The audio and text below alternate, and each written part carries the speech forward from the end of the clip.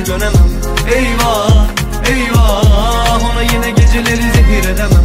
Leyla, Leyla, sana mecnunum ama seni bilemem. Olmaz, olmaz, zorla yine sana beni sev diyemem. Ne yapsam nafile, bomboş, bir görsen halimi. Keşke yaşansa bir mucize, çok zor anlatsan derdimi.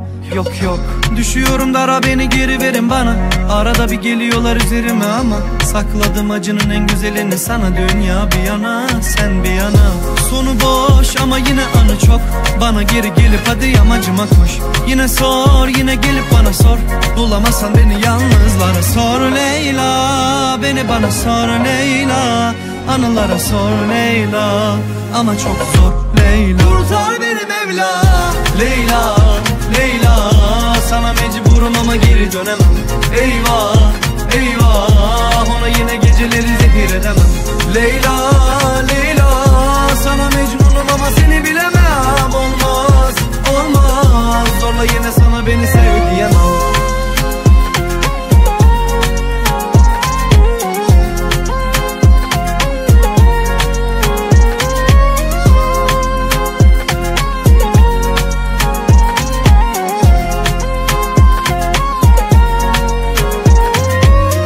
Boynuma kaç, gel geri bana. Acıma ruhuma, açtığın yaralara ağlamam asla yok.